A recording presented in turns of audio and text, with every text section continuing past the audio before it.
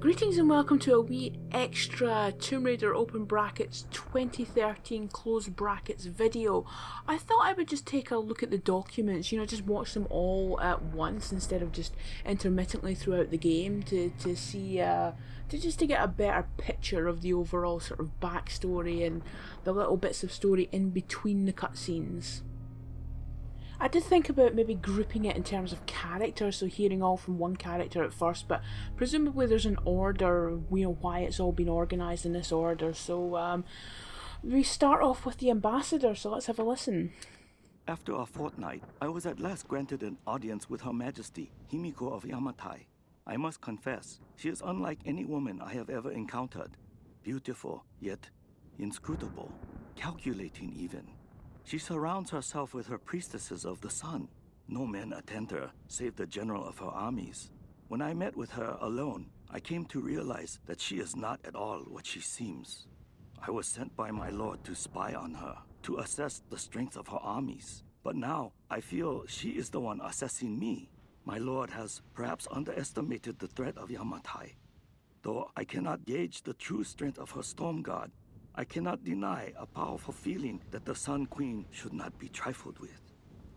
Of course, the one wee problem of doing it this way or listening to it this way is I can't remember where in the game all of this is actually placed, because it does mention, so we've got the mention of the Queen and something about her, and then we've got a mention of the Storm Guard, which, aka the Oni, aka the Guardians. They've got a few different names in it. I think because the first time we see them in the game, it's that guy shouting, "The Guardians are here."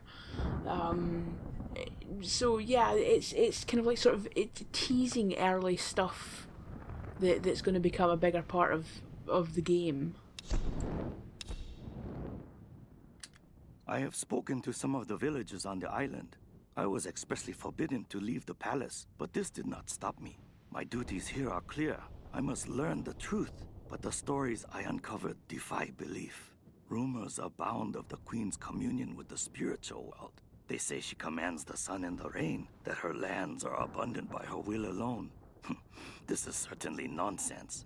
But what can be the cause of such whispers? Is this how she controls her people? By engaging their primitive superstitions? I saw absolute reverence in their eyes when they spoke of her. Yet, I also sense fear. Her people are treated with fairness, taxed reasonably, and are well protected by her storm guard. No wonder some of them even pray to her. It's as if she were more than just a queen to them. Spreading discontent through her people may well be a harder task than I imagined.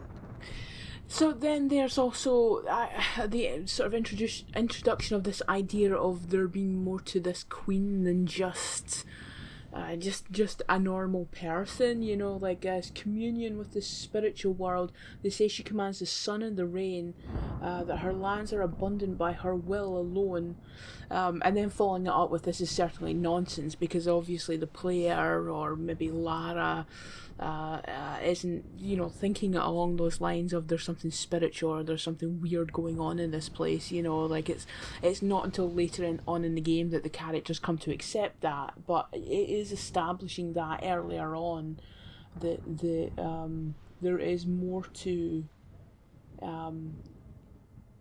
this idea, primitive superstitions. But Lara does come to realise that there's more to this world than what she thinks she knows about it. So, again, it's setting up that idea. Today, I am Hoshi, daughter of Hiro and Kokoro. Tomorrow, I will be Hoshi, daughter of the sun. The queen has spoken, and I was given the robes. Every girl in every village dreams of this honor. Mother cannot stop crying, and father is beaming with pride. I have never seen him smile so much. This greatest of honors will raise my family to the heights of Yamatai society. We will want for nothing. And someday, the Sun Queen may even choose me to take her place. And yet, I cannot deny my feelings. At first, I dismissed them as simple nerves, but the unease has grown within me. I could never refuse the call. To do so would invite ruin to my family. but I am frightened of my queen. So there now the introduction of Hoshi, who goes off to serve the queen, where is it? Someday the Sun Queen may even choose me to take her place. So establishing this idea of it's an honor to go and serve the queen, but also there's something about her that is unsettling Hoshi. The simple nerves, but the unease grows within me. I could never refuse a call to do so would invite ruin to my family, but I am frightened of my queen. So, what's Lara's thing here? This is an excerpt from an ancient diary of Hoshi, a young priestess of the sun. Interesting. She feared her own queen. Yeah, so it's, again, sort of, I don't think it's really tapping into the spiritual side, but still sort of evoking this idea that there is something about the queen that is to be feared. It is time for me to leave this accursed island. I have seen enough of Yamatai. I cannot explain the power the Sun Queen wields, but it is not of this earthly plane. As I suspected, she knew my intent the moment I set foot on this island. She has manipulated me, toyed with me to see what information I would seek. But she always knew. If I am allowed to leave this place alive, I must warn my lord, warn him that we should avoid Yamatai at all costs. If we wish access to her seas, we should pay any tribute she requires, but we should never cross the Sun Queen. To do so would lead to our ruin. Of the other things I have seen, those dark horrors, I can never speak of again. Yeah, now, and even the ambassador speaks. The ambassador discovered some terrible secret and fled Yamatai. What did he find? What became of him? Yeah, I cannot explain the power the Sun Queen wields, but it is not of this earthly plane. So yeah, basically, the previous documents were sort of setting up for the idea that there's something really weird and freaky about this queen, and now the ambassador's just outright saying, he's like, I am out of here, assuming he can actually get out alive. So yeah. Also, the idea of I don't think that you really get much sense of whether because in one of the previous documents he says that she looks after her people well, low taxation and all that kind of stuff. So I wonder if it was the fear of the supernatural elements of her. But the other things I've seen, those dark horrors I can never speak of again. I don't know if that's a reference to the the true nature of the Oni, or whether he became aware of the ritual so that she can basically have eternal life for that, because I don't get the impression that she was necessarily a threat to others outside of her country. But then again, the ambassador was sent to spy on her, so there must have been some suspicion that something dodgy was going on. They could have potentially been a threat. I want for nothing now. As a priestess of the Sun Queen, I stand above all others in her court. I'm being instructed in languages, etiquette, history, warfare, all the skills needed to rule. And the Queen has been like a mother to me. Warm, attentive, loving. But it all feels false, like some kind of performance. When I talk to the other priestesses, I sense disquiet. Some of them feel as I do. Perhaps all of them. But why? What is it that we all fear? I can't imagine finding a royal court that is... I wouldn't ever want to work in Buckingham Palace, put it that way. I can't imagine it's much fun. But it's interesting, again, this idea of...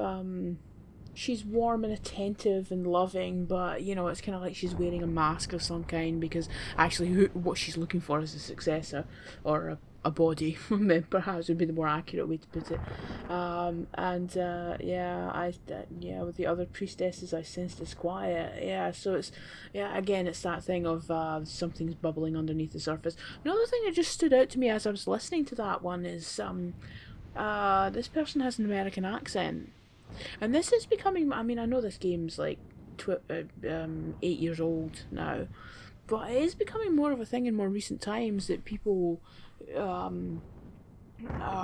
who are foreign characters, but they are being played by, like, say, American actors or British actors, are just speaking with their normal American or British accent. I mean, there was an episode of Doctor Who last year where there was a character who was from ancient Syria, and she was just speaking with a British accent. Or what was that film? The Death of Stalin. There's all these Russian people, but they're all speaking with British accents. I don't know. I mean, I think maybe that's preferable to doing some dodgy accent, because if it is, I think especially in a place like Japan, where there is a history in the West of racist stereotypical imagery and voices, perhaps it is best to just have the actors speak with their regular accents, because if you don't get it spot on perfect, or you don't hire an actual actor from that country or who is originally from that country, it can come across a bit dodgy. So probably this is for the best. My queen, as I stand in your light, I swear this oath of allegiance to you. As your first storm guard and general of your armies, I will serve you unconditionally and protect the lands of Yamatai and all your people. I will stand at your side for the remainder of my days, relinquishing my post only at your command. If I should fail in my duties, my life is forfeit. My heart beats at your command. My breath is drawn at your pleasure. From this moment onwards, I answer only to you. Right, so this general, the old scroll contains an oath of allegiance taken by the Stormguard General. He pledged his life to the Sun Queen.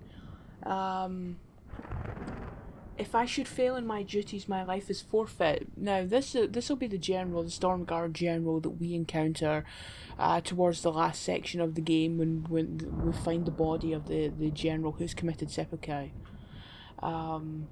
So yeah, it's clearly is a bit fond of her, or dedicated to her, swears an allegiance to her, and if he fails, he will forfeit his life. So, I mean, again, I can't remember whereabouts in the game that we would find this, but presumably you would find it before we actually find his body. Storm Guard warriors, today we stand on the brink of a great change. The enemy fleet that sails our shores will be the last to ever attempt an invasion of our beloved Yamatai. The rage of our great Sun Queen will raise up a mighty storm, and we will ride forth upon the winds to destroy them. But when we emerge victorious, we will not stop. A new day will dawn as our Queen's light will reach across the ocean to touch all lands. While we of Yamatai bask in the warmth of her grace, those who oppose us will burn.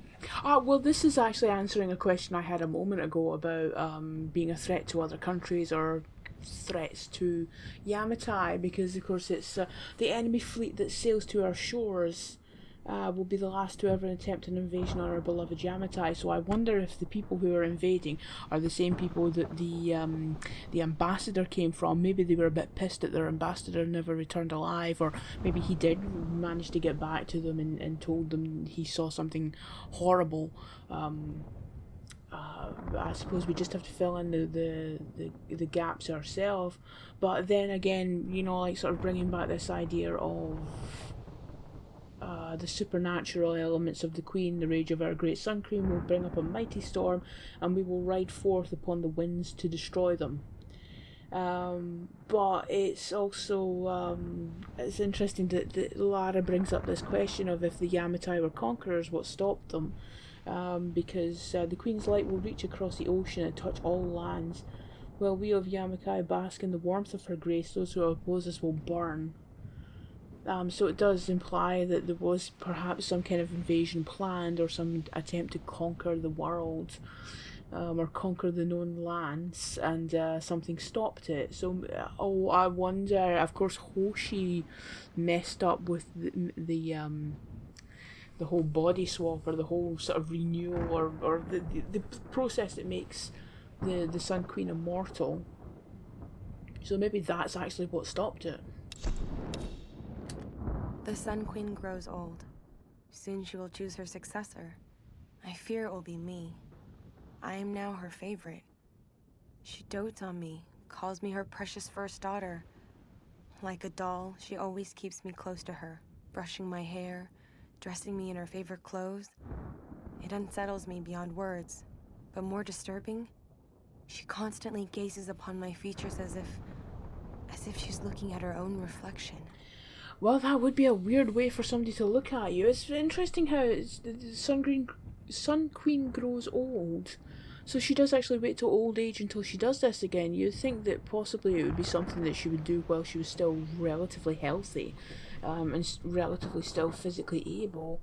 But yeah, that is actually kind of creepy. I almost kind of wish that there was more documents, more details, because this idea of somebody kind of sort of clinging on to you. She always keeps me close to her, brushing my hair, dressing me in her favourite clothes. It unsettles me beyond words. And then this idea of she's constantly gazing upon my features as if she were looking at my own or looking at her own reflection. I mean, that's when you stop and think about it. Think about the idea of somebody looking at you that way would be creepy. You know, I almost kind of wish I would go into more detail because I have failed, my queen. The ritual was corrupted. The priestess Hoshi knew only death could save her and took her own life. Now, the first and last Sun Queen lives a half-life, a soul in a decaying body. She rages in storms which will never abate while her soul is tied to this earth. My Storm Guard are sworn to protect her. They must continue, but I cannot. Yeah, and then this is the note that we actually find when we come across the body of the Stormguard General having committed suicide. It's some kind of suicide note. It seems the Stormguard General failed his queen and paid the ultimate price. Yeah, so the priestess knew, although interesting, he did say her name. It doesn't say it here. Knew that only death could save her and took her own life. So presumably during the actual ritual, she did that. And now the first and last Sun Queen lives a half-life, a soul in a decaying body. So presumably the generals and the Storm Guards, or maybe some of the senior ones, knew exactly what this ritual was. And it's just kept a secret from most people. But yeah, actually listening to it now, it feels a bit like there isn't enough. I want there to be more backstory about this because it is quite fascinating. This weird, creepy relationship she has with all these priestesses because she's actually looking for a. Well, actually, it's still a bit vague. Does her soul, go into a new body, or does the sort of life essence of the young person renew her actual body? I suppose you could interpret it either way, although presumably, well, I would assume she goes into a new body. Yeah, and then once she becomes a soul in a decaying body, that's what causes the storms. While her soul is tied to this earth. I mean, I know the Storm Guards are sworn to protect her, but you'd think they would kind of just think about putting her out of her misery at that point. Because really all it took to destroy her was Lara stabbing her with that flaming torch thingy. But yeah, I really like the backstory in this game, or like the stuff with Himiko and Hoshi and the Stormguard General. I think that's a pretty cool backstory.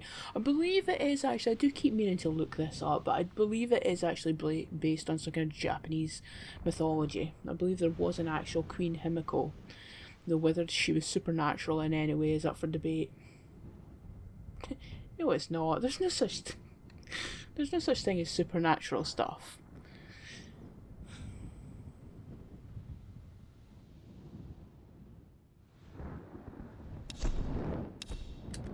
I have no choice now but to meet my fate. Tonight, I climb the stairs to the Chamber of the Sun, but I will never submit to the ritual. I will not emerge queen. None will ever believe what I now know to be the truth. A twisted evil beyond imagining lives within the Sun Queen. An evil that hungers for more than just the land and seas of Yamatai. This madness cannot continue. So I go to the chamber, armed with the stolen dagger of her Stormguard general. By the time he realizes what I have done, it will be too late. For the sake of Yamatai and all the priestesses that would follow me, I must die. Yeah, so she stole a blade from one of the Stormguard generals and she killed herself. Presumably she slashed her wrist or something. Well, no, actually, maybe she stabbed herself in the guts, or, you know, committed seppuku herself, or some variation of it. But yeah, it's quite grim, actually, isn't it? I mean, you do feel quite sorry for this poor girl who's a twisted evil beyond imagining lies within the Sun Queen. Yeah, so I mean, maybe actually, I say I want more, and I kind of do, but maybe actually the effectiveness is the vagueness, you know, like you just get these little snapshots here and there, and you're left to fill in the blanks yourself. You know, sometimes that's the best. I mean, if you could, you know, like, think about a film like Alien, the way you hardly actually see the creature, and that's what makes it all the more terrifying. Maybe this is all the more creepy because you don't get too much detail. You know, you just get told about an evil lying within the Sun Queen, and, you know, the stealing of a dagger. For all the priestesses that would follow, I must die. I mean, that's a terrible place to be put in. Right, next group is endurance officers, and we begin with, I do think it a bit weird that they split it up into officers and crew, but I suppose everything needs a hierarchy. So we start with Dr. Whitman. Darling, think before filing those papers. I've sunk the last of my fortune into this expedition, but it's all going to come back tenfold. If you divorce me now, you won't see a penny of it. You've been with me since I was nothing. You know what I'm capable of achieving. I haven't lost my touch. I'm just at a low point right now, don't you see? I'm on to something here. Lara, you remember her, my young protege. She has real data to back up her theories, but she doesn't have my savvy. It's going to be my name on the discovery and my face in front of the cameras. If this all pans out, the show will be huge. If you want to leave me then, I promise I won't fight you, but please, just wait on it. I can't have this kind of publicity muddling my image. Please. Yeah. Oh, God. A letter from Whitman's notebook. He's such a self-serving man. I can't believe I used to admire him. Well, he's an absolute douchebag, Lara. I think you're just being polite. I mean, my God. Although, actually, what stood out to me there is if you divorce me, you won't see a penny of it. I mean, penny is a British thing. You'd think he would say cent. You won't see a cent of it. Oh, but do Americans even say that? I have actually heard some people say penny. Some Americans say penny. I'm very confused. Oh, God, he just sounds such a douche. I mean, do you know, it's funny that they made him American, because he almost seems quite, look, there's arrogant people in America as well, but there's something about the way he comes across is a certain type of older British man who goes to the posh fancy school, you know, because all these old schools, you know, like Eton and all that kind of, I'm not convinced they give you a better education, you know, like they probably have like better resources and such, but in terms of the actual quality of the education, I'm not convinced they give you that much more, because the amount of stupid people in public life who went to one of these fancy schools, I mean, the amount of shockingly stupid, privately educated people in the House of Commons is unbelievable. But I think what they do is give you a certain sense of arrogance, a certain overinflated sense of your own importance. Because, of course, there was a time when what these schools were doing was educating the elite to go out and, like, run the empire. So in order to do that, you did have to have an overinflated sense of your own importance. And that is how Whitman comes across, you know, like, you get that bit near the end when he's about to talk to the Oni, and he says something like, yes, I've encountered these primitive tribes before. It's like, oh my God. You know, so it's kind of interesting he would be American, because you could like sort of do it as a kind of like sort of like if he was British, and he and Lara would be of similar backgrounds but very different sensibilities, you know? Baby, I don't even know how to begin this, so I'm just gonna come right out with it. Alicia is yours. Maybe you've known it all along, but since I signed back on board the Endurance, I just can't keep the truth from you any longer. You've got to understand, I never meant to cut you out of her life. But I know you, Roth. I know how you live and what you want. Staying in one place and raising a kid is not on your agenda. Maybe I screwed up. Maybe I should have let you make a choice. But I made it for you, for what I thought was best. After the expedition, when the time is right, let's talk about the future. Take some time to think about what you want, okay? So one of the problems with having part of your letter like this, a handwritten letter from Reyes, I can't believe this, Roth's father, has he always known? And if I am remembering correctly, we do find this one next to Roth's camp, you know, when his leg is all messed up. So presumably he did know, presumably he did read this letter. The part of the problem with telling parts of your story are like sort of the little gaps, the bits that don't necessarily add to the gameplay or the main story but help to flesh out the characters, is you're not necessarily going to get them on the first playthrough, or you're not necessarily going to get them at the ideal time for them to have an impact later on, because I don't remember... I mean, I remember the first time I played this having a sense of not really liking the secondary characters, you know, like having this feeling of, who are all these people, why are they here? And on the most recent Let's Play, being more aware of the kind of backstory to Reyes and Roth, I actually felt it a lot more when Roth died and the others are coming running up to him, and you just hear Reyes go, no, you know, like that sort of raw grief in her voice. I felt it in a way that I hadn't before. But you know, if you miss something like this, then it's not going to have the same impact. So you know, this kind of stuff is really good for fleshing stuff out in a way that you know, like I said, you're not necessarily going to shove everything into a cutscene because it might not be relevant enough to warrant that, but these little things do help to flesh it out. But you know, there is a downside to it as well, that it might not be effective at the right moment that you need it to be. Alicia, honey, I didn't want to write this, but if I don't do it now, I might not have another chance. Your mama got herself into some trouble, and I might have to be gone for a very long time. I don't know when or if you'll ever read this, but I want you to know I fought for you. Everything I did in my life was for you. All the time away, all the money I saved, all the sacrifices. I'm sorry for everything you're gonna have to go through without me. If I don't make it back, find Conrad Roth. You've never met him, but he's the best man I've ever known, and he's your father.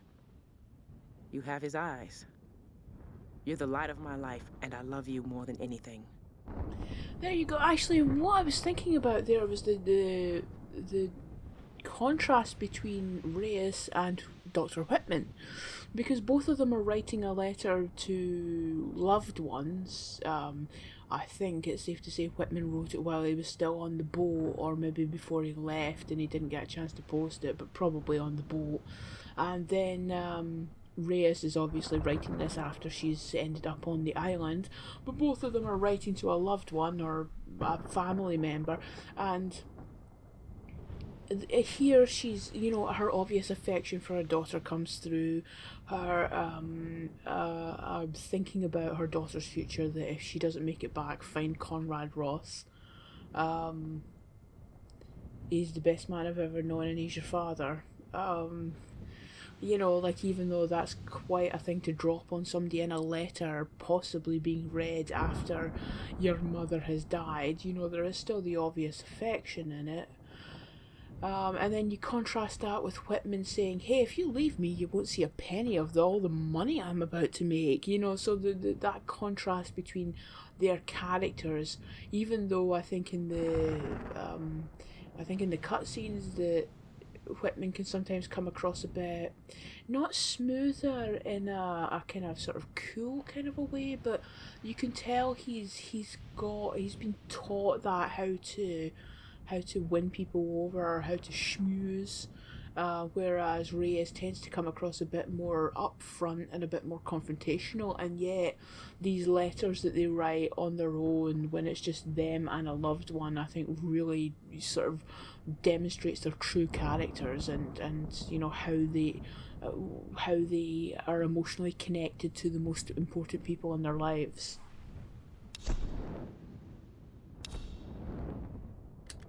This island is more than I could have hoped for. Of course, these islanders are absolutely insane.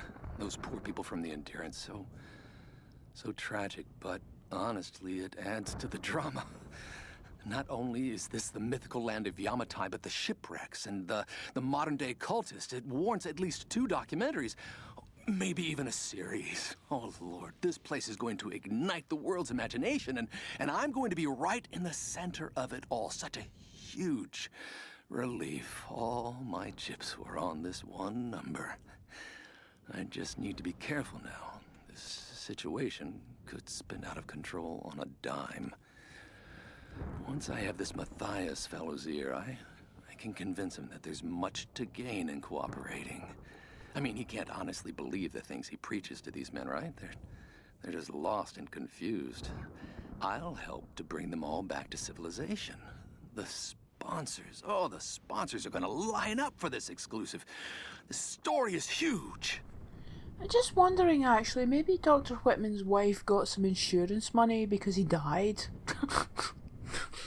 I don't know. Maybe she got something out of him after all. But good God. I mean, of course these islanders are absolutely insane. And those poor people from the Endurance, so tragic. Oh God. But honestly, it adds to the drama. God. Because, you know, like, that bit in the game when Lara's bound and you know, it's sort of, captured by those men who are Matthias's men.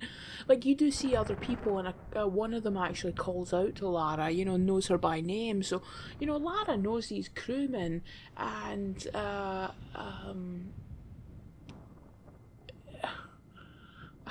all he can see is the drama.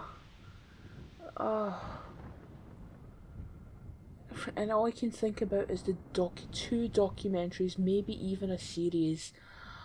Oh my God, this man. And all I can think about is what a huge relief all my chips were on this one.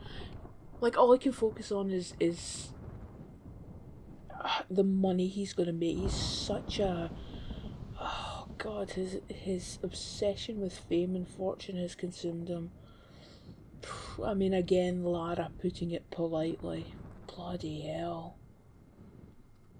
I know we do, like, this bit here, he can't honestly believe the things he preaches to these men, right? I mean, I know we do get a couple of documents from Matthias later on. I can't quite remember what what they say, but... Lara, I'm sorry. I got you into this mess. I made a promise to your father. The last time I saw him, I swore I would look after you. Keep you out of trouble. And what did I do? I put you right in the thick of it. Now you're the one looking after me. You know, you're just like your father. He was smarter, wiser, and stronger than anyone I knew. And he never gave up, no matter how tough things got. I worry about you. But I know if there's anyone who can survive this place, it's Lara Croft. Whatever happens, I want you to know that I loved you like the daughter I never had. I'm proud of you. Oh, I loved you like the daughter I never had. Oh, it does kind of make you a bit sad that he never actually... I wonder if Reyes ever actually said... ever actually told her Alicia, who her father was, you know, like at some point when they got off the island. That would be a bit grim. Hey, I want to tell you who your father is, but also he's dead. Oof. But yeah, the affection in this. I mean, sometimes I do play this game and wonder why they didn't just make it her actual father. Well, I guess they were planning the whole Trinity thing from the beginning, and the whole da da da, they killed your father, Lara. You know, like, how many times have we had that now? But yeah, I mean, the guilt he feels about landing Lara in this kind of a situation when he promised to keep her safe. But also that confidence in her, you know, like, because, of course, in the earlier stages of this game, she's not entirely convinced, you know, like, she's got the raw abilities, but she's never been in a situation like that before, and he says to her, you know, you're a Croft. If there's anybody who can survive this place, it's Lara Croft, so he can see something in her that perhaps she can't see in herself at this point. Roth, I know you want me to ease off Lara, but I'm hard on her for a reason. This big, expensive ship and all its people are heading into uncharted, dangerous waters based on her theories. Lara needs to understand the weight of that responsibility. I know it was your call, but sometimes I think you forget that she isn't actually your daughter. No one else could get away with steering the Endurance into the Dragon's Triangle without at least some hard evidence. So you tell me, what convinced you? She's smart, I'll give her that. And I admit the expedition has potential. But big ideas and grand plans will only get us so far. You know as well as I do, nothing like this ever goes according to plan. Lara's green. If the shit hits the fan and she screws up, someone's gonna get hurt. Maybe it'll all play out fine. But until we're sailing home safe and sound with a pile of riches, I'm not giving that girl any slack. Yeah, again, the document's giving us just a little bit more insight into the character behind the... Because, you know, of course we all perform in front of other people. We don't necessarily show people how we truly feel, except to some people perhaps more privately. So, I mean, again, Reyes comes across as quite confrontational with Lara, but then, you know, behind the scenes, you know, what's actually going on in Reyes's mind is Lara's green, she doesn't have the experience. Roth is possibly being a bit too compliant with her and allowing her to, you know, no one else could get away with steering the Endurance into the Dragon's Triangle without at least some hard evidence. So it does help to explain, you know, and you know, like, if the shit hits the fan and she screws up, someone's going to get hurt. I mean, I think these are actually very valid arguments, very valid concerns that Reyes has. So then, you know, you sort of look at Reyes's behaviour towards Lara. It does make a lot more sense why she is the way she is towards Lara. It's not personal, it's not, you know, like, sort of, I mean, although there is the bit about sometimes you forget she isn't actually your daughter. I mean, maybe you could interpret that as Reyes being a bit weird that Lara has become a sort of substitute, or, well, no, a kind of pseudo-daughter for Roth, when Roth, actually, unknown to him, does actually have a daughter. But I don't think it comes across like that. I think Reyes does, you know, have a genuine reasons for feeling the way that she feels, and I think she's justified and you know, like, just being that person who, you know, like, sort of reins Lara in a bit now and again, or tries to make Lara think about possible consequences. Well, it had to be done. Lara left me no choice. If I thought she could play the game, I might have let her in on my plan, but she doesn't have the grit for this business. She isn't ruthless enough, and this discovery has to be mine. I've crossed the line. It won't look good, so as unfortunate as it may be, she can't make it off this island. None of them can. And whatever happens with Sam, it just makes this whole story all the more newsworthy. I don't think Matthias or his Solarii can be reasoned with, so I'll need to slip away as soon as this ritual is completed. I'll make the perfect sole survivor, returning with the authorities, the cameras, and an appropriately convincing expression of sorrow.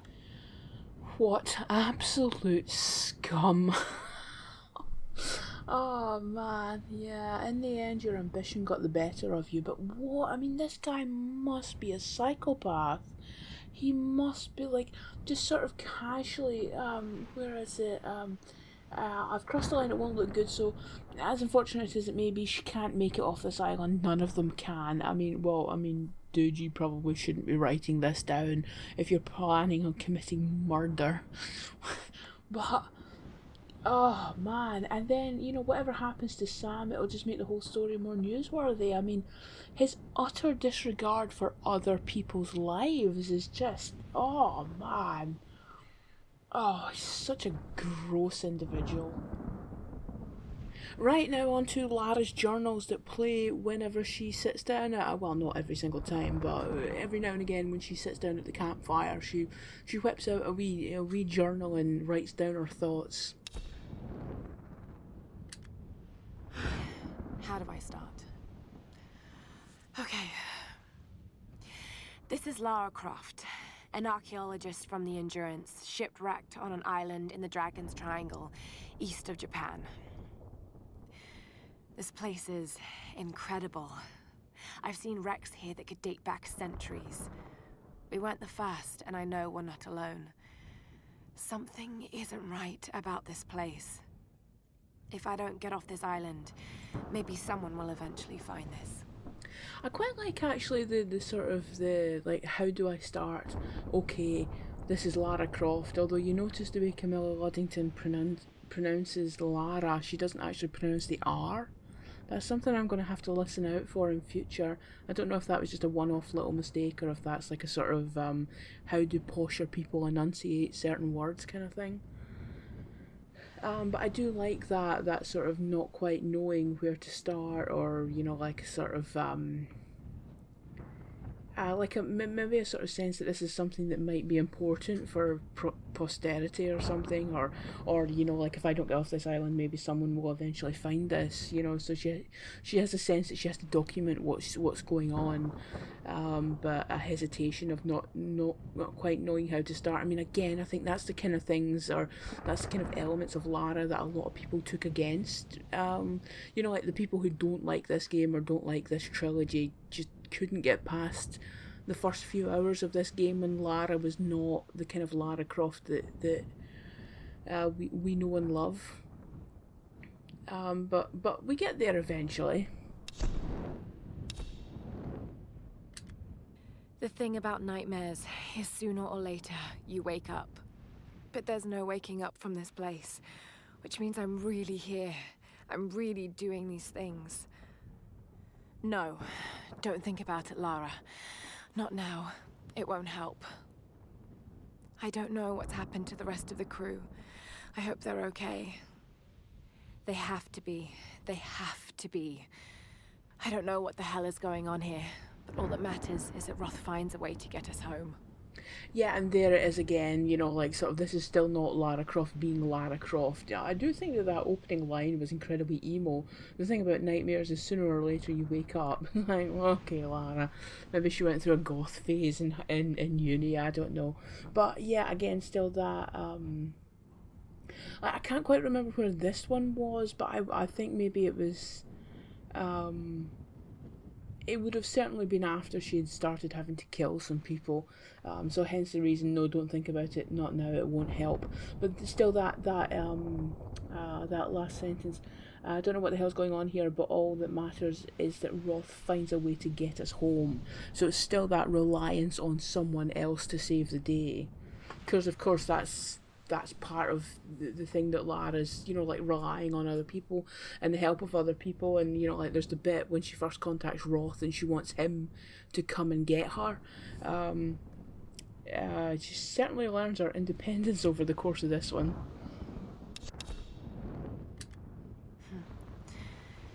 Thank God for Roth's training. All those treks, all those climbs. It's as if he'd been preparing me for something like this all along. It's clear that there are people living here, and they're organized. They're killing and recruiting. But why? It's like some kind of cult. But a cult of what? What do they want? What are they looking for? Yeah, so I feel like I've said this a few times in the 2013 Let's Play, and I've started recording from my point of view of recording this. I have started recording the Rise Let's Play, so I say it there as well, and I'm going to be like a broken record. But part of the problem with telling parts of your story in documents is that you can't guarantee that the player's necessarily going to find and listen to the document at the relevant time in the game. So I think I didn't really pick up a lot of these documents the first time I played the game, back when it was back in 2013. So I was missing things like, well, certainly Reyes's relationship with Roth. I missed that the first time through. But also things like this, thank God for Roth's training, all those treks, all those climbs. It's as if he's been preparing me for something like this all along. So it's just like, even though that's just 2 lines of dialogue, it tells a lot about Roth's past relationship with Lara, that he kind of, I mean, I guess he kind of became a surrogate father for her. And without this, you sort of still get a sense of that, but I certainly do think that when I did my Let's Play, things like Roth's death impacted me in a way that it didn't the first time around, because I wasn't finding all of the extra stuff around the sort of the traditional presentation of the story. I can't get it out of my head. A storm that came out of nowhere, out of a clear sky, and brought down a plane. It's not rational. You know it's not rational, Lara. There must be some explanation. I just don't know what it is yet. Yeah, so that's when we thought we had a way off on the plane, and then the plane crashed because the lightning hit it. So really the first proper hint of some kind of supernatural weirdness going on. Lara saying there, where is it? It's not rational. You know it's not rational. There must be an explanation. Oh, Lara, the things you're going to see. And wait till you're fighting that weird monster thingy at the end of the first game. wait till you're shooting a dragon. Wait till a dude turns himself into a giant spider. Or you're fighting Egyptian gods. None of that's rational. What's actually also kind of a bit weird standing out to me is these, well, we'll see with the rest of them, but these journal entries from Lara are actually quite short. I mean, maybe it's because they do come up when you're on the menu, so they're maybe thinking that the player would listen to it before doing skill upgrades or anything like that, so they don't want to take up too much time. Or actually, can you do skill upgrades while you're listening? I can't remember. Certainly I've been doing that with some of Rise. Maybe they are deliberately short. Just when I thought things couldn't get any worse. What were those things in the monastery? They were dressed like the Storm Guard, and the sounds they made almost inhuman. Shit, just listen to yourself, Lara. You sound like Dad. It's like they're the remnants of some lost civilization. Okay, now I really sound like Dad. All I know is they killed those men, and I have a feeling they wouldn't hesitate to kill me too. But I can't think about this now. Sam's in trouble, and I've got to get her back. She's counting on me. I like the range of emotions in this one. Lara goes from being a kind of, I mean, excited is not the right word, but like sort of excitedly fascinated by the Oni, and then she's like, oh god, you sound like your dad, you know, like, but then she goes back to it, being kind of excited again, and then of course ending the determination that she has to find Sam. You know, like there's a bit of a range of emotions in this one. I really like it, but I mean, that's probably, you'd probably have gotten that in the classic series if Lara spoke more or emoted more in those games, you know, that sort of, this is horrible, but it's fascinating, but it's horrible, but it's fascinating. You probably would get that back then as well, so that feels kind of Lara-ish to me. Madness. That's what this place is. Matthias thinks Himiko's spirit is keeping us here. That's not possible. It's not possible. But he's so beyond crazy that maybe he's come right back round to some kind of sane. The helicopter isn't our way off. You know that, Lara, in your gut. I have to warn the others. If we board it, we're dead. Actually, this has just reminded me, is like madness. That's what this place is.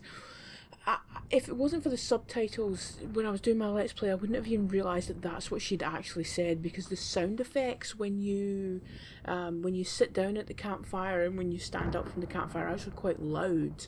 So it cuts off the first couple of words of her dialogue whenever she's speaking. So, but I've noticed it with Rise, because I'm playing the two games back to back quite close to each other.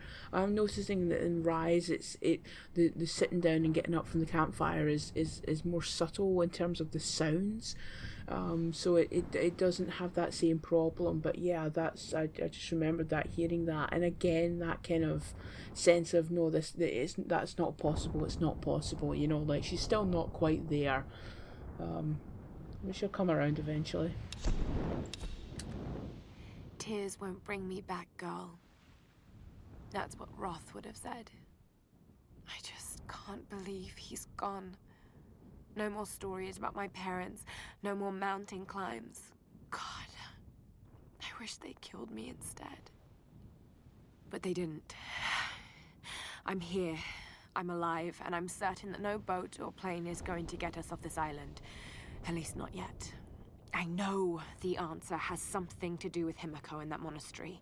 I have to do something. I have to stop this. So that's kind of the opposite there, the way it starts off with grief and then she kind of pushes it to one side, and by this point she is certain that it's got something to do with Himiko and there's some weird supernatural weirdness going on. The only weird thing about that one there is it's clearly two takes that are stuck together, you know, like the two paragraphs. There's just a weird kind of awareness of the editing there.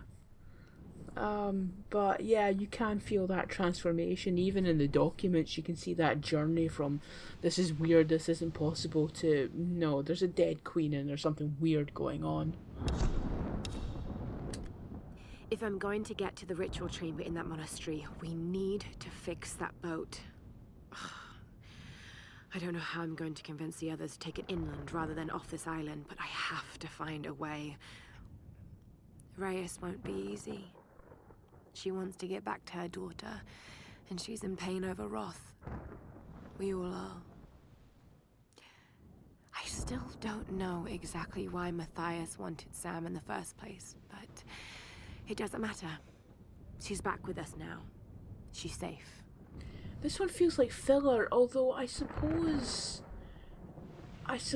also what they're doing is a kind of like they're sort of, you've got the emotional journey, or the sort of the journey of the character arc, because you can feel it even just out of context with these documents. You can feel the change in Lara, but I suppose they also serve to be a kind of previously on Tomb Raider kind of a thing. You know, like if you've you know, sometimes some people play games in one big marathon session or a couple of sessions over a weekend, and then some people just play a little bit over the course of several weeks. So I suppose for those people it's a way of being reminded as to where you are in the story, where the character is, what's going to happen next. So I feel like that's kind of what one of these kind of documents is doing, is kind of like sort of just, here's where we are, here's where we need to go. The prayer I found on that general talked about a soul in a decaying body being the cause of the storms. I know he must be talking about the last Sun Queen, but I don't understand what Himiko has to do with this.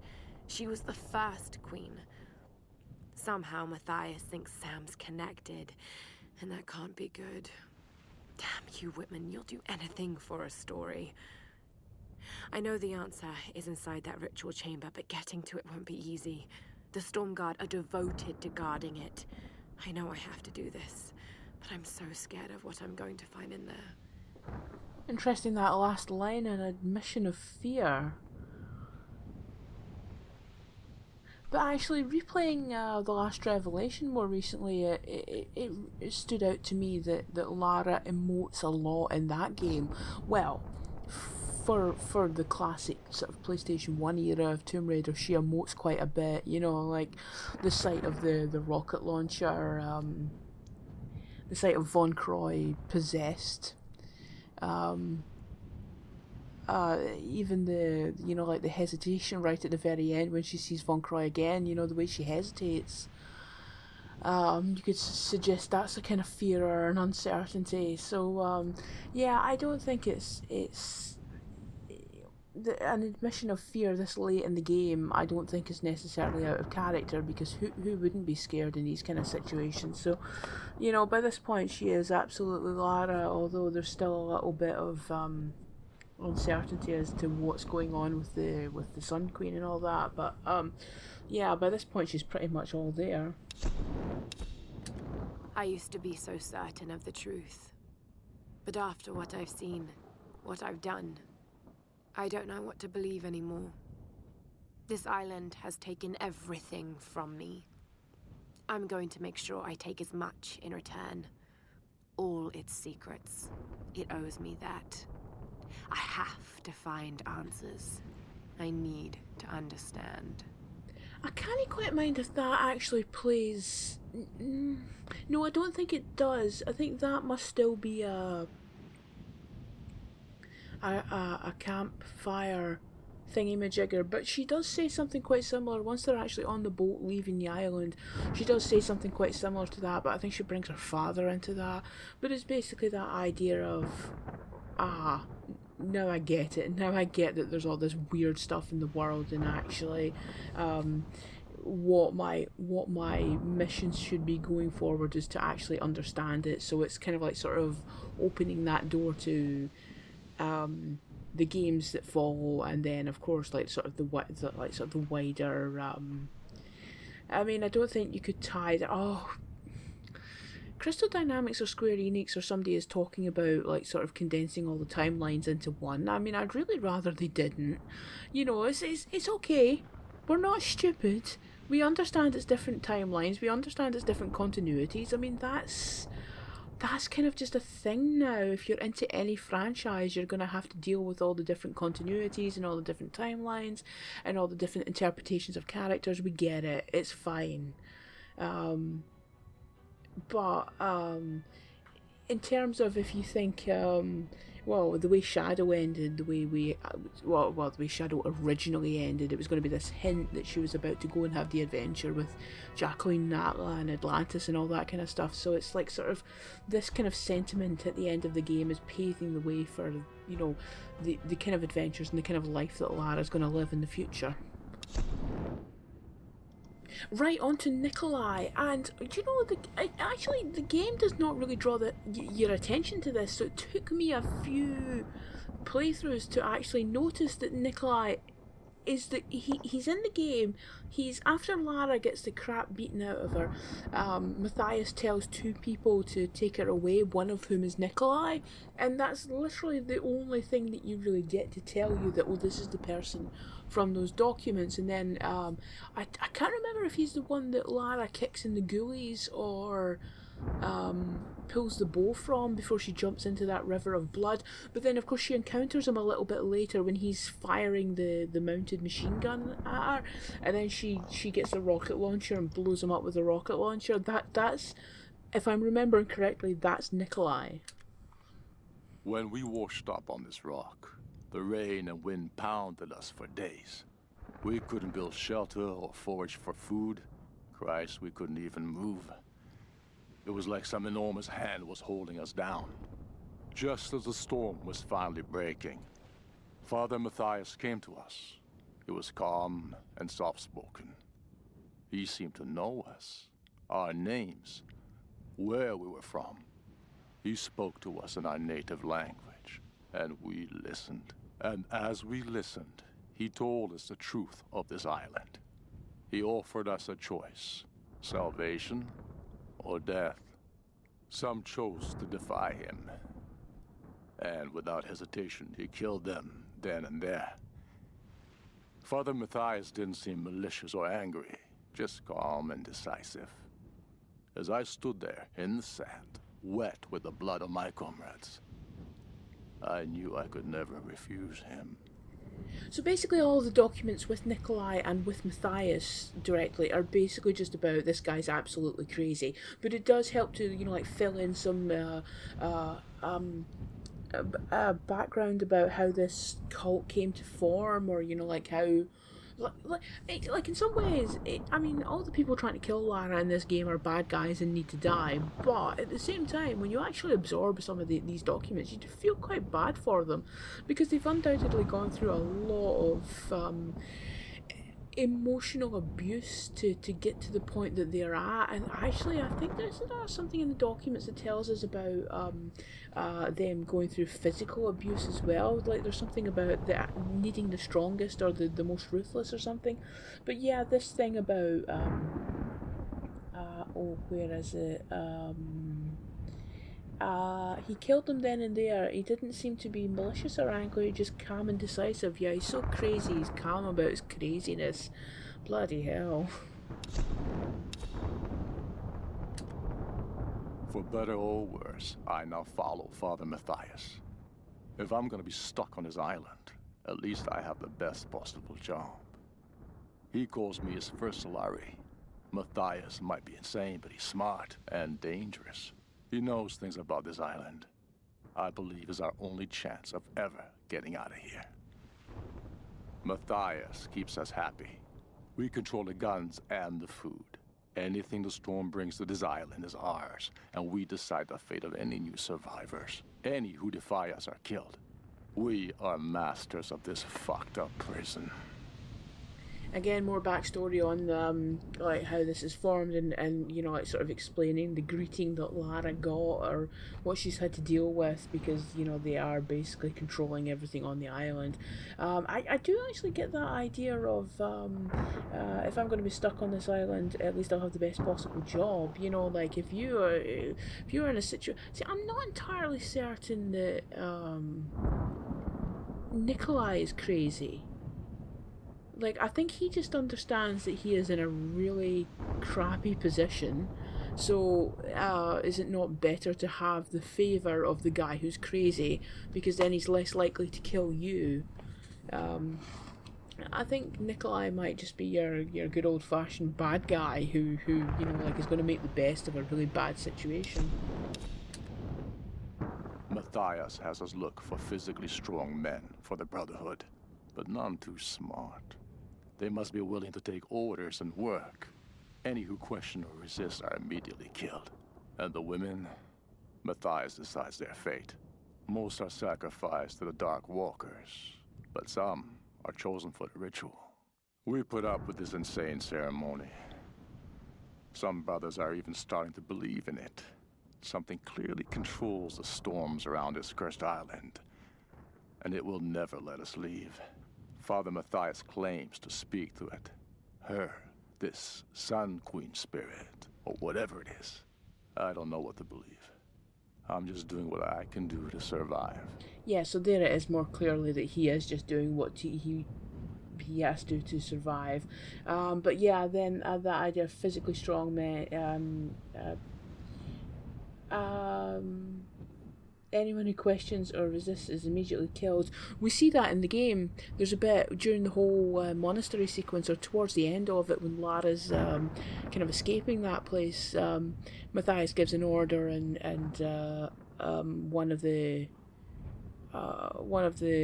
people questions him, and he just immediately pulls out a gun and shoots him. And there's no malice. There's no like Nikolai said in the previous one, there is no malice. There's no cruelty in it. It's just boom, you're dead. I don't need people questioning me. But the women, yeah, because that comes up in the game as well. Doesn't Lara question it at one point?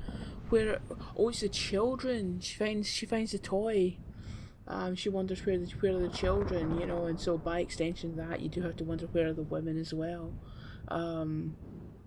Most are sacrificed to the Dark Walkers. I mean, it's yeah. Actually, something, that stuff's not even, it doesn't even bear thinking about, to be honest. There are over 100 of us now. We've started work clearing out the old palace, and soon construction will begin on a city around the base of the mountain. The Japanese built a cargo holding system here years ago that we've gotten up and running again. Matthias claims we're building in honor of the Sun Queen, like some ancient Egyptian monument, but it's obvious what's going on here. Matthias is stalling for time.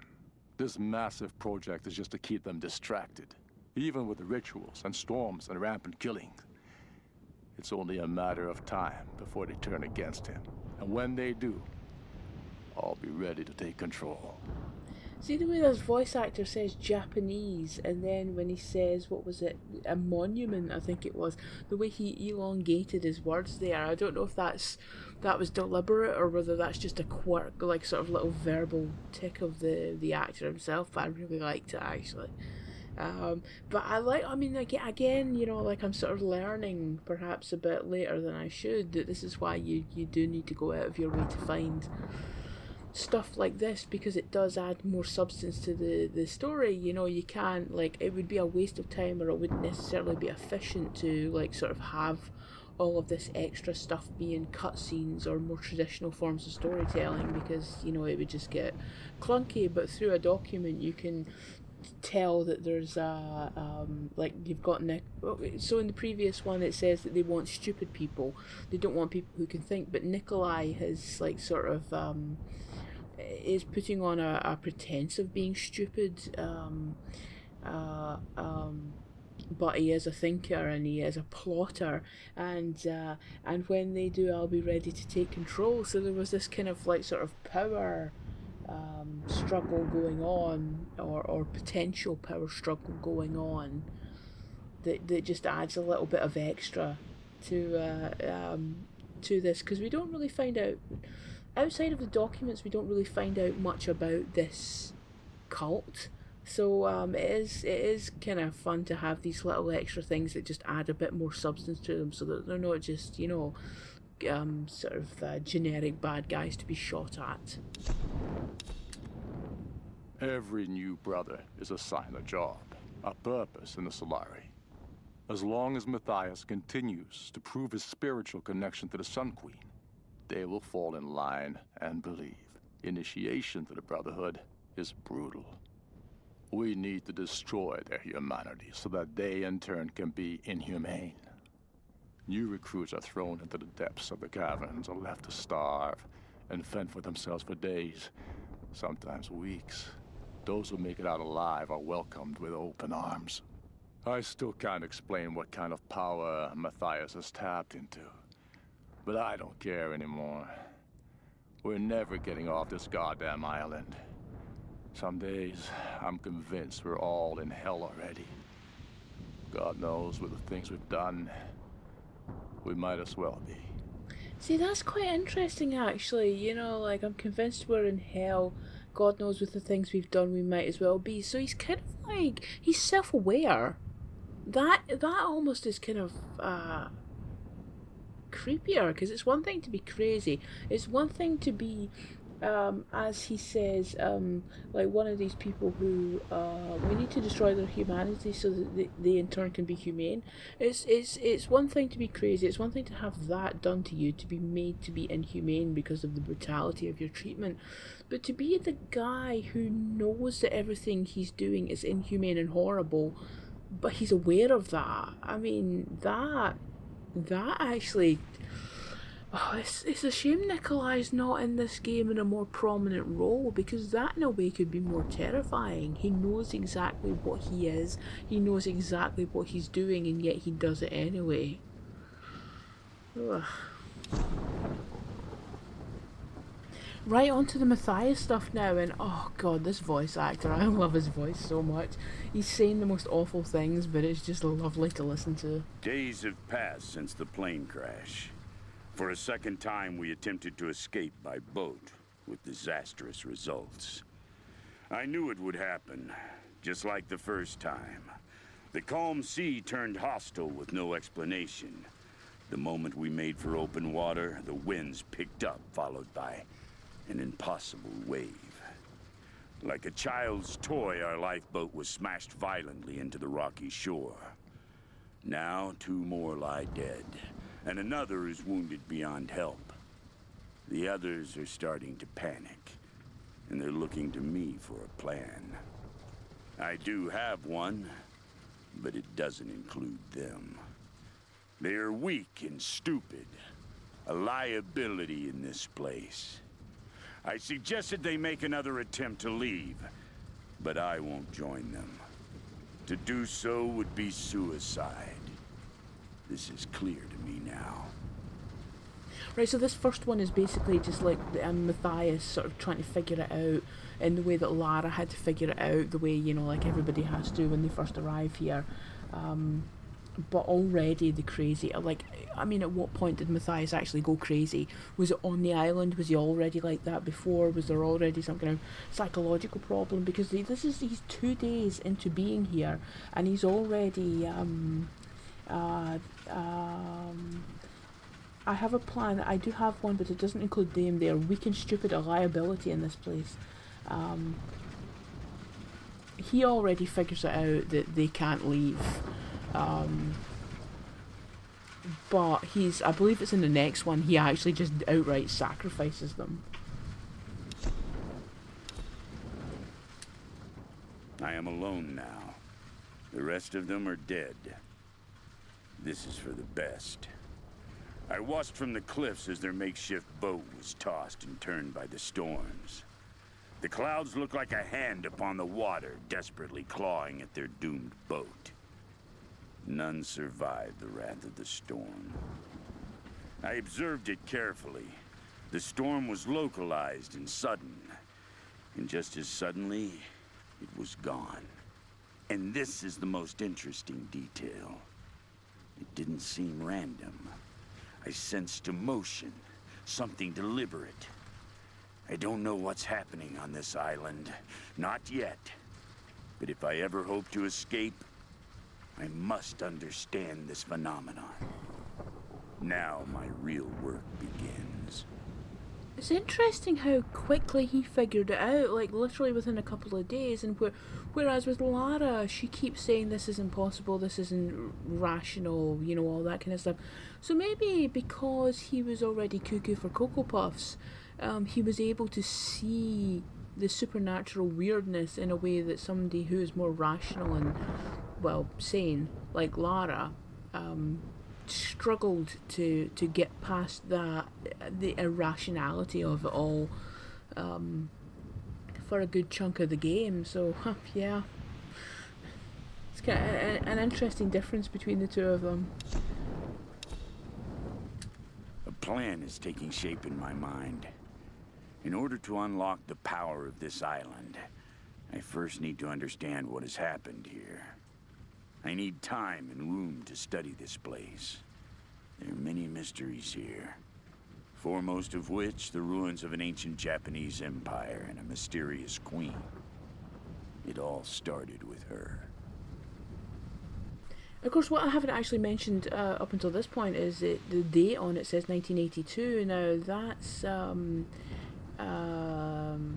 the year before I was born, but a full decade before Lara was born, if I'm remembering how this timeline works. I think it's early 90s that she's born in this particular timeline.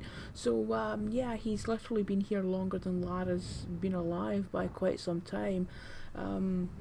And of course this is just, I forget what, well, we'll see what date is on the next one, but presumably this will be a filler thingy to tell you that he's going to spend years studying this phenomenon and phenomenon. Every now and again I remember that song exists and it makes me so happy. I can't even remember what I was saying now. Yeah, it's going to be a filler thing, isn't it? So that we understand what he's been doing all these years on the island alone, and also building up the cult, obviously. Over the years, there have been other survivors, but I've avoided them. And if they got in my way, I was not merciful. But now I know I need others. In order to move forward, I must fully control this island. So I will gather a small group of loyal followers. They must understand power and the need to organize. But more importantly, They cannot hesitate to kill or use violence. It will be part of their life here. They will need structure and purpose and work. But when this island is mine, I will discover the true secret of the storms. Aye, so there's the next date, 1990. So he's spent 8 years studying this, and it's at this point that he starts to think to himself, he's going to need other people, he's going to need other followers. So this will be like sort of establishing a timeline of when he arrived on the island, when he started setting up this cult, and so on.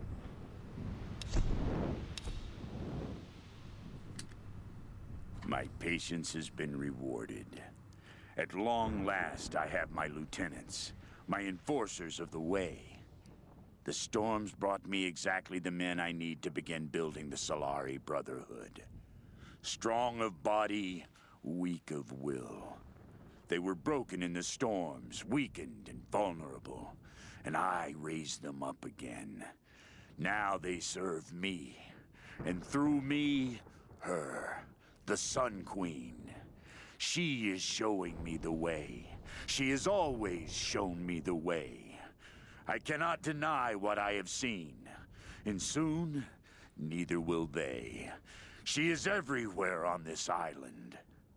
But the Solarii Brotherhood must grow. We will recruit as many as we can. I will draft laws, create a code for them to live by, and they will build for the Sun Queen, while I search for the key.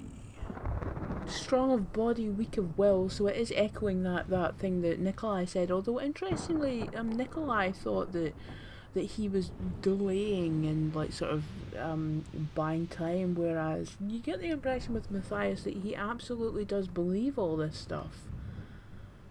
So presumably that is a deliberate contrast between the two of them, again playing into the idea of the potential power play between them. The Solarii, my warriors of the sun, they have grown strong in number. And I have discovered everything I require to move my plans forward. It is time for us to move inland. We will build our city high up in the mountains around the old palace. From there we can protect ourselves from the Oni Guardians, and I can access all points on the island swiftly. I must be prepared to capture anyone who comes to this place. I now know what I seek. The key to escaping this place. And perhaps much, much more. It may take years, but I will find her. See, the thing is, within the context of the game, the supernatural weirdness is real. This queen moving from body to body is real. This queen's spirit being trapped in a decaying body is real. The spirit affecting the weather is real. So, is it possible that actually the reason why he's completely cock-a-bonkers is because the Sun Queen is actually speaking to him? I'm genuinely just having that thought now. Oh god, I'm gonna have to go back and play the whole game again just to see if I'm right about that. The years pass and I now hear her whispers in my sleep. It is the Sun Queen. She is urging me on. I see her magnificent face with every sunrise. Soon now. My Solarii toil in her name. Building a city from all that she has brought to the island, torturing and sacrificing in her name. Soon now, we will find the one. I long for escape, but not simply from this island. From all of this, the wrecks, bodies, and squalor. If I can bring my queen back, it will all vanish in an instant. And like the sun rising anew, she will bathe all the land and seas with her light, burning away everything. I will emerge from this scorched earth, reborn and pure. Okay, so just as I was listening to that, I was wondering how on earth could you ever reintegrate into society, and how on earth could the Solarii ever reintegrate into society?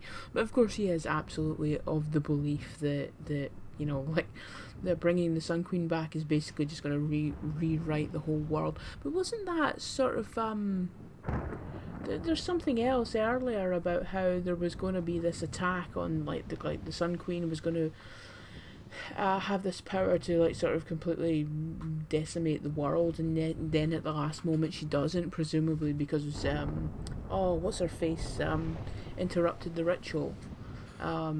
So presumably Matthias is thinking that if he can re-engage it, then she can do her thing, and then he can, like sort of, I guess, be the leader of this new world or something. But he's absolutely cock-a-bonkers, or is he? That's kind of interesting because the supernatural stuff is real in this game. So who knows how much of it is his insanity and how much of it is actually real and the Sun Queen's spirit speaking to him. Right, we're going back to some more history and now for the wartime stuff. So this will be the World War II stuff.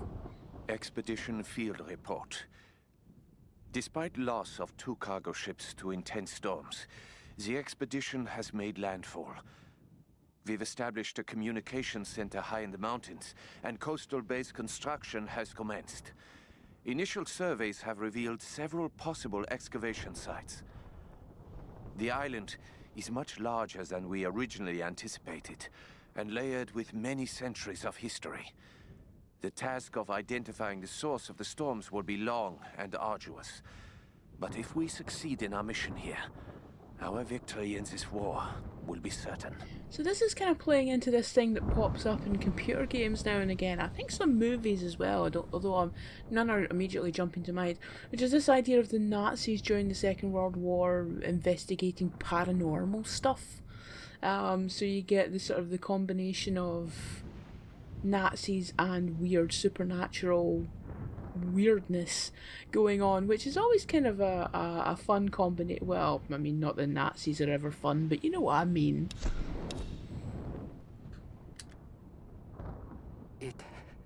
It happened again. Private Kosuke. He was on gate duty last night. No one heard anything.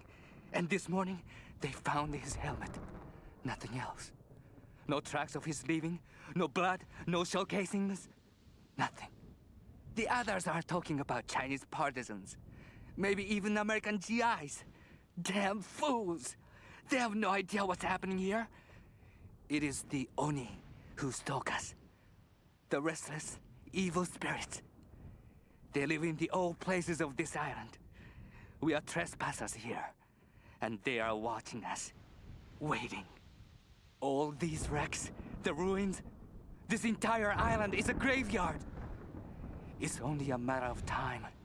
The Oni will come for us. See, now that's another thing you get a lot in fiction. See this bit that, like, sort of, I assume this is meant to be Lara's little blurb here. From the Diary of a Soldier, he mentions the Oni, demons from Japanese folklore. What could it have really been? And it's this thing of sometimes the person who sounds crazy is actually the sanest one, or the one who's seen something that everyone else doesn't.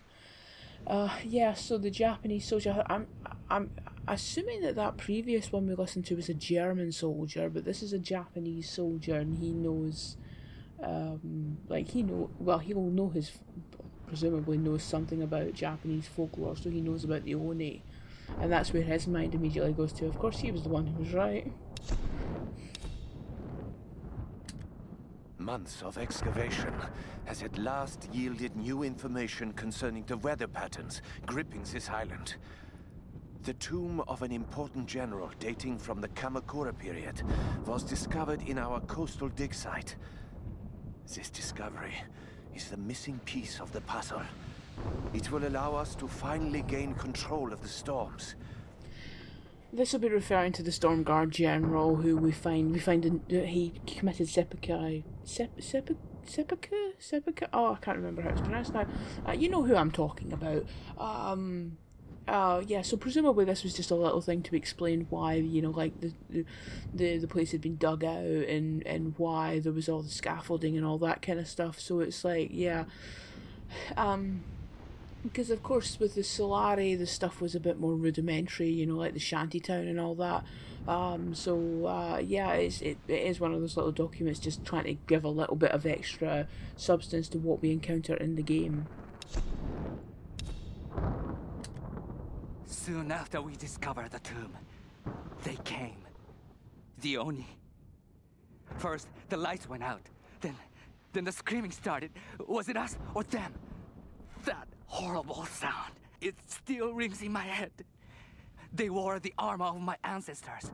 They cut us down with ancient blades. Gunfire, shouting, blood. We couldn't stop them. Everything turned to chaos. And then silence. They were gone.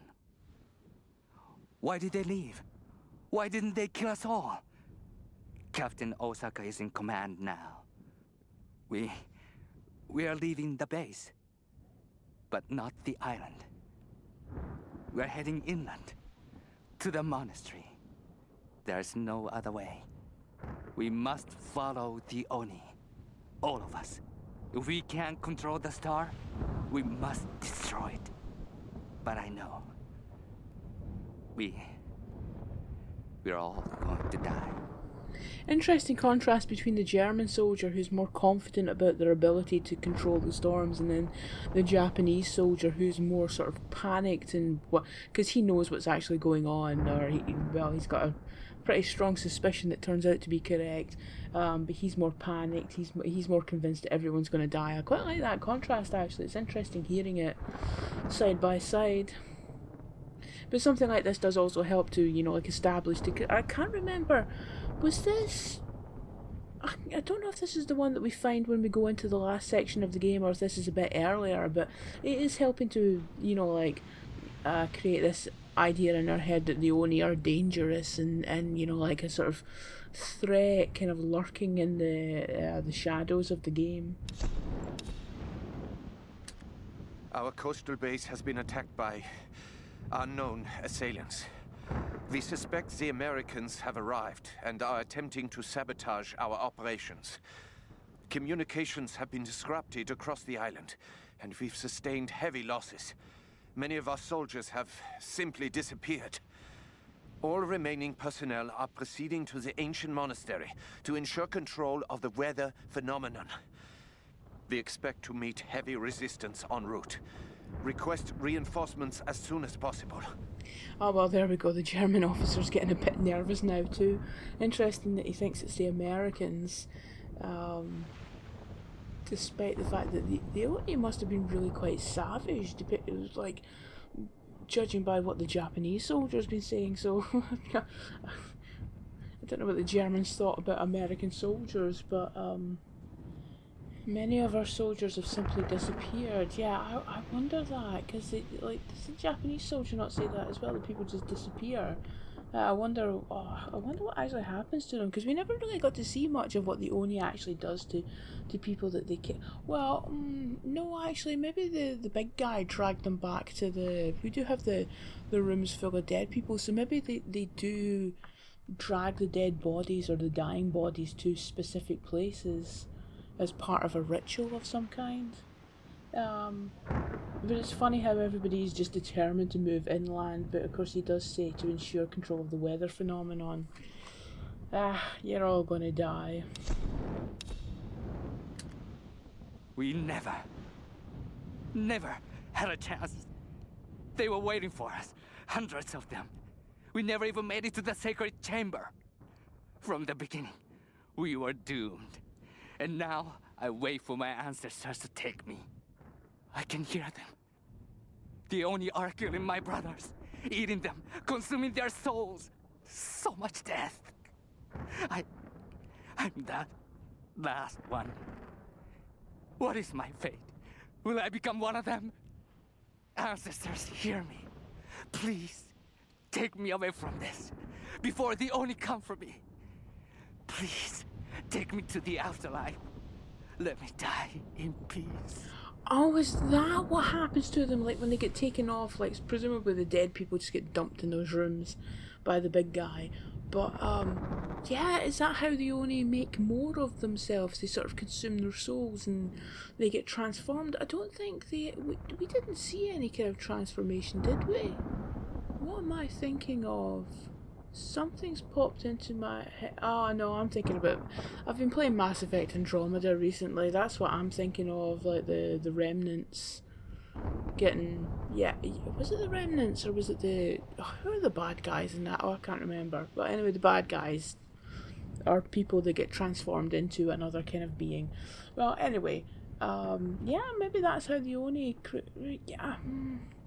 But again, we don't get shown a lot of this. It's just in the documents, or it's just hinted at, which, you know, is not necessarily a bad thing. But if you miss all these documents, it really does feel like you're missing a lot of the pieces of the puzzle.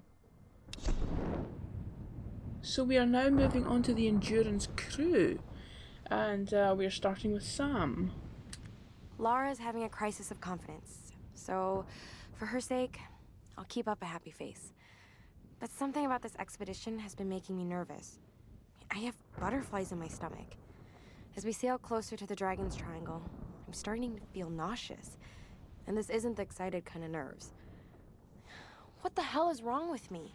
I should be excited. This trip is going to be awesome. I just need to shake off this feeling. Maybe I can convince Lara to take a break and have a drink with me.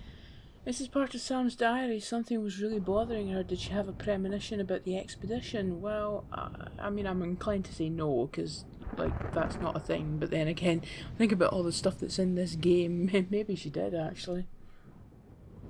And there's something else that might have rankled people who couldn't get past the initial couple of hours of this game. Lara's having a crisis of confidence. Yeah, and we do see that in the sort of the camera flashback thingy of Lara just being quite pensive, I suppose, but it doesn't really bother me. Whitman is such a drama queen. I can't believe the hissy fit he threw during the filler shoot. I mean, this is his job, right? It's not like he's offering anything to the actual research part of this expedition. Once we find Valentine and the cameras are rolling, he'll calm down. He might be a total pain in the ass, but he knows how to work a scene. I just need to do my job and keep my cool. Lara doesn't know it, but I've been shooting footage of her too. I really want to make sure she gets the credit she deserves. And besides, she looks great on film. I think she's a natural. That's probably going to drive Whitman out of his mind with jealousy. But by the time he finds out, we'll be enjoying the premiere in Telluride. Wow, he knows how to work a scene. Yeah, so he's basically, I mean, this does happen with some people, doesn't it? Like, they're experts and yet they sort of turn into TV personalities more than anything else, you know? Like, and yeah, they write the books, but they're really selling the books based on their, platform, rather than their expertise. I won't name names, but you know, one or two have probably popped into your head. Yeah, so it really does seem like Whitman's become that kind of guy, you know, where it's more about him and his ego than any kind of talent that he's offering. And also, Sam, like, we saw some of the footage she was shooting of Lara, and shooting of just the expedition in general. A bit amateurish, wasn't it? You know, like, it really did have that feel of, you know, the kid holding up their phone at something rather than, you know, actual proper filmmaker, I thought. But, you know, like, maybe that was like the filler stuff in between the main things. I can't believe we're actually on an expedition to find the homeland of my ancestors. Ever since I told Lara the story of Himiko years ago, she's been hunting for its location. I never really gave it much thought. That any of this could actually be real history. My grandmother used to tell me the story like it was a memory. Many thousands of years ago, Queen Himiko ruled the land of Yamatai. The sun rose at Himiko's command, and she ruled everything its rays touched, from the mountains to the sea and beyond. But one day, Yamatai simply disappeared without a trace. Forgotten in time. I've just had a thought listening to this. What is Sam's connection to Himiko? Because there must have been some kind of connection there if she was like sort of the chosen one to be the next vessel. Although the other person we heard wasn't technically related to Himiko in any way, it was just the person that Himiko chose. So maybe just Sam's ancestry more broadly being Japanese American. Maybe that's all it took actually. Maybe, but I had always gotten in my head in the past that she was some kind of blood relative in some way, even if it's quite distant. But maybe stuff like this is best just to leave it more vague. I don't know. I suppose on some level, I have Lara to thank for this job. She's always believed in me. The academics at college dismissed filmmaking as nonsense. They just saw me as this ditzy American troublemaker with the camera. But you know what? Most people can use a little trouble in their lives. And deep down, I know Lara just wanted to cut loose sometimes. She just needed a little help unlocking her inner party girl. We had so many awesome adventures together. That insane backpacking trip through Bulgaria. I was always dragging her out to clubs. And the hiking trip on the south face of Kilimanjaro. All Lara wanted to do was explore ruins. But who knew we'd run into so many cute guys? Certainly not Lara. I have a feeling this expedition is going to be one for the books. Lara with her notebook, me with my camera, another crazy adventure. Cute guys. Yeah, right, okay, whatever, Sam. I'm having a hard time imagining Lara as a party girl, actually. She always seems quite... Although, I mean, basically Sam says that. Where is it? Oh yeah, all Lara wanted to do was explore ruins, and also it's kind of implied that Lara... Well, I mean, obviously Lara is quite a bookish person. And then again, there, Lara with her notebook, me with my camera.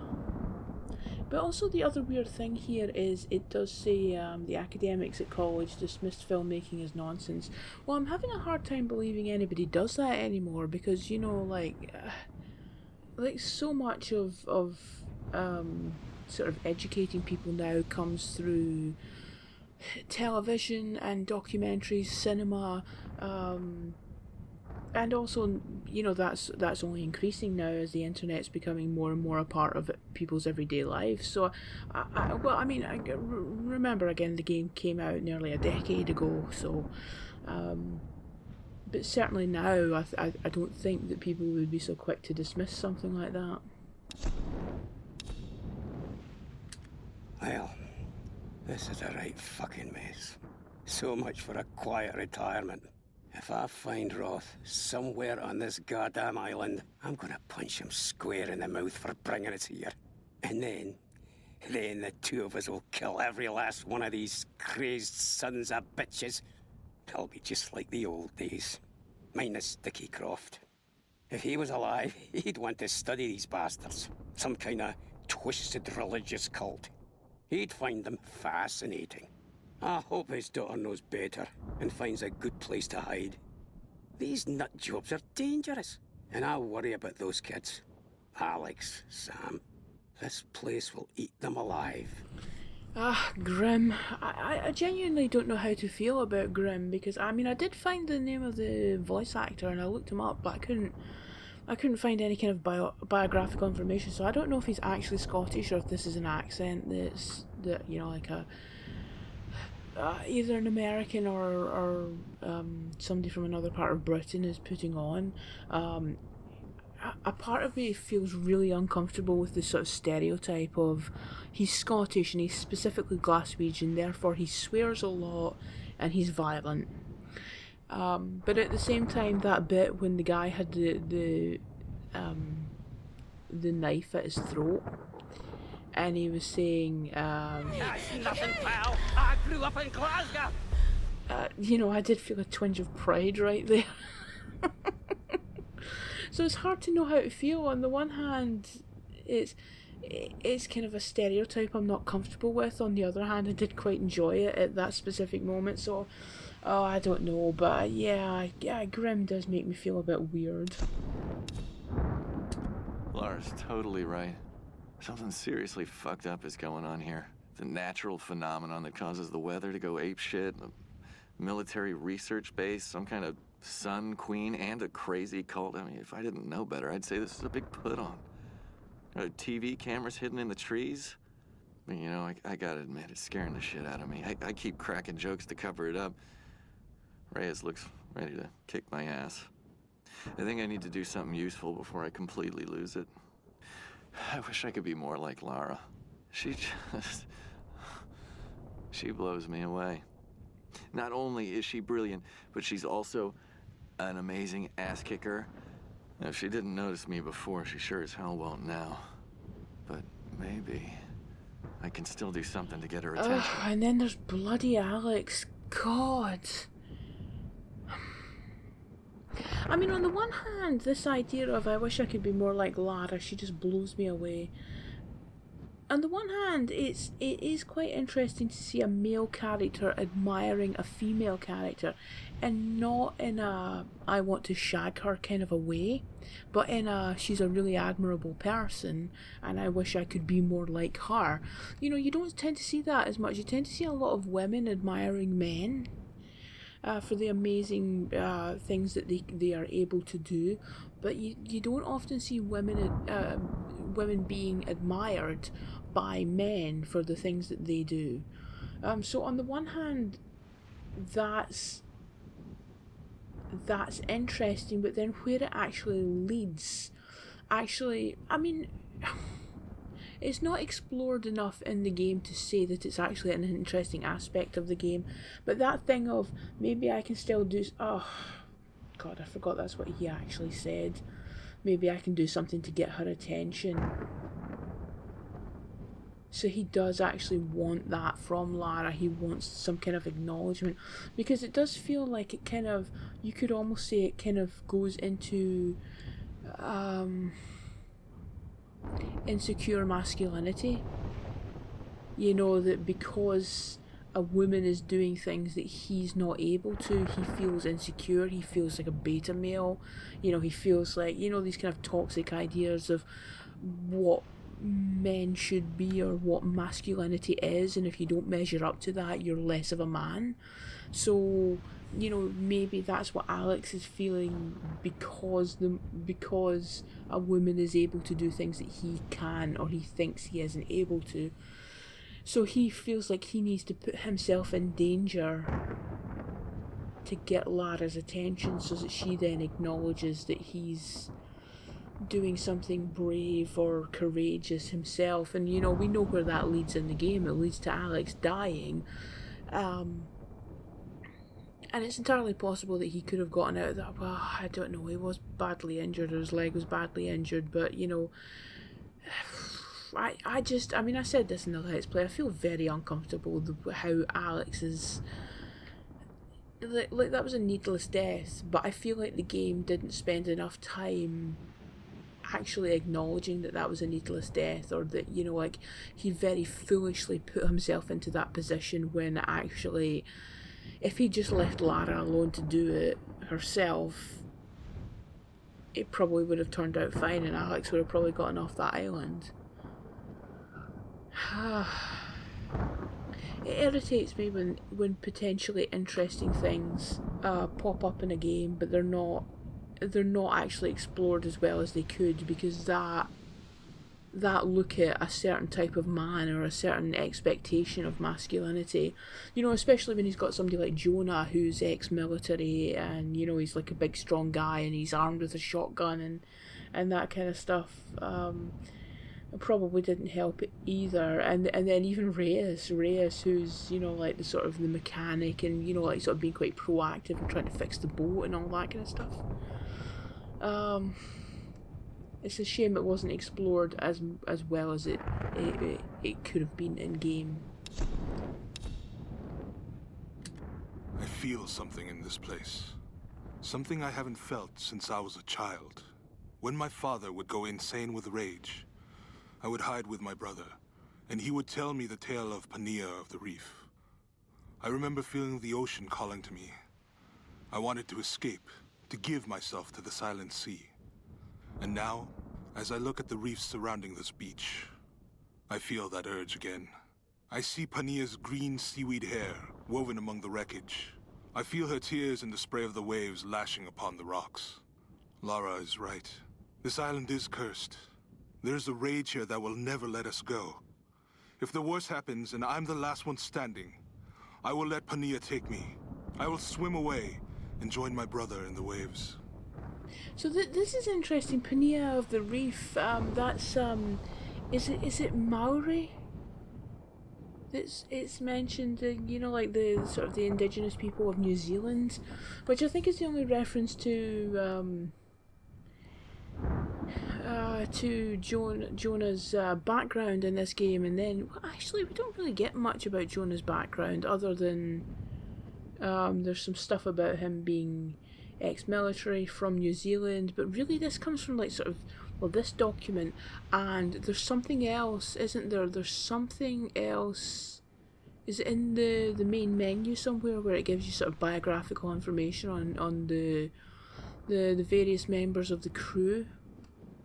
It's interesting that very basic stuff isn't in the game, because I think I probably just rather lazily assumed the first time I played the game that he was American,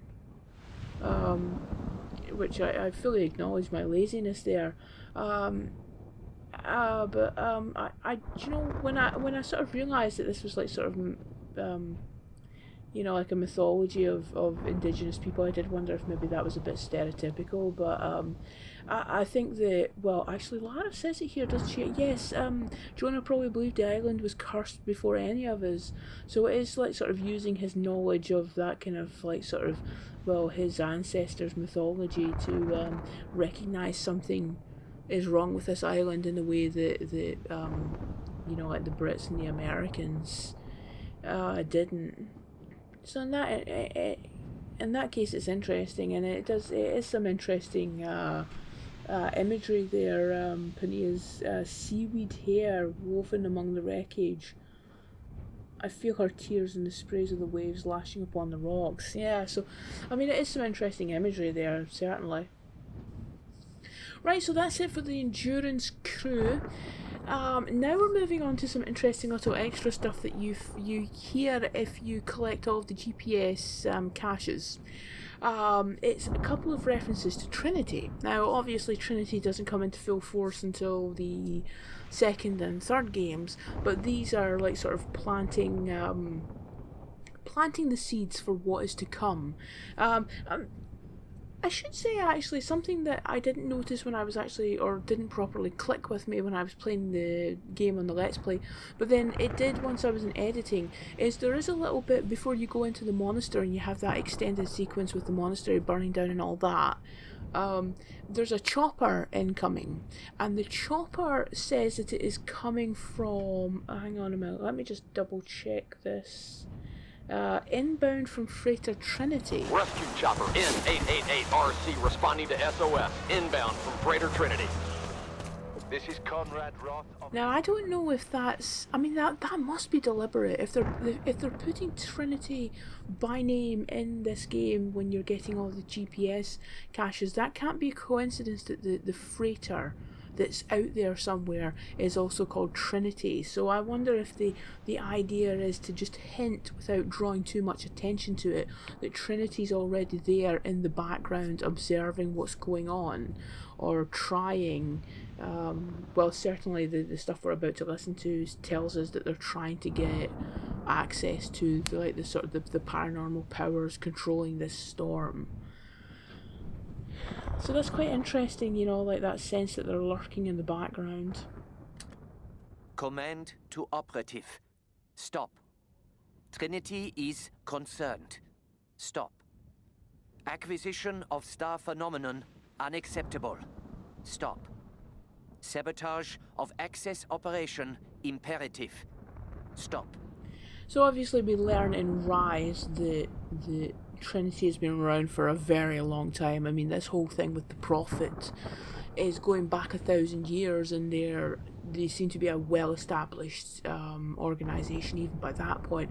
But here in this first game, it is definitely sabotage of access operations imperative. So it is telling us that this Trinity organisation, whoever they may be, have been around since at least the Second World War.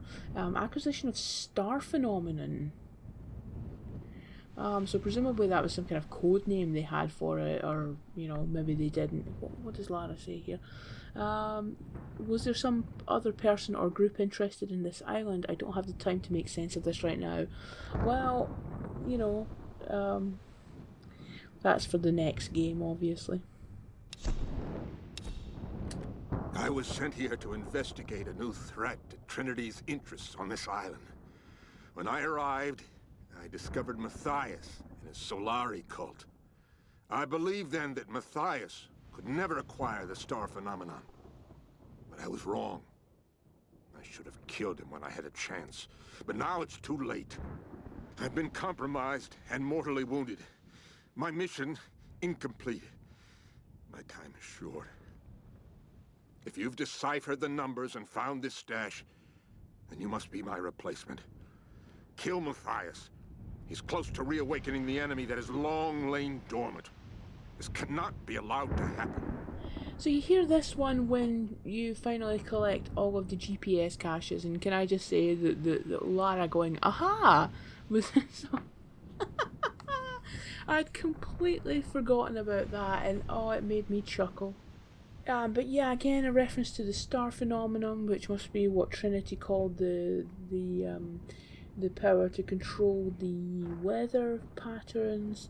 I've been compromised and mortally wounded, except he doesn't sound that. You know, like the Japanese soldier sounded like he was at the point of, although he wasn't injured, but still like sort of accepting of his fate. Kill Matthias. He's close to reawakening the enemy that has long lain dormant. This cannot be allowed to happen. Interesting. So on the one hand, well, we do kill Matthias, but yeah, it's interesting that they. Well, I suppose they wanted to harness the power without actually waking up the Queen, because that would have been curtains for all of us. But yeah, it's interesting, these two little documents that just give us a little bit of information on Trinity, just plant the seeds, and then they come into fruition more in the second game. Although I do wonder, I'll probably have more thoughts on this once I've finished playing Shadow again, but I do wonder to what extent they were planned, all of it was planned in advance, and to what extent it was just like sort of, what do we need for this particular game? Because I do feel like Trinity changes from game to game. But I suppose we'll have more thoughts on that when we move on to Rise of the Tomb Raider, which is going to happen in the very near future. I have been playing it and I have been enjoying it immensely. That's my favourite of the trilogy. There's been a lot of fun to go back to that and play it again. So yeah, that's the documents, and when I return soon, we will be moving on to Rise of the Tomb Raider.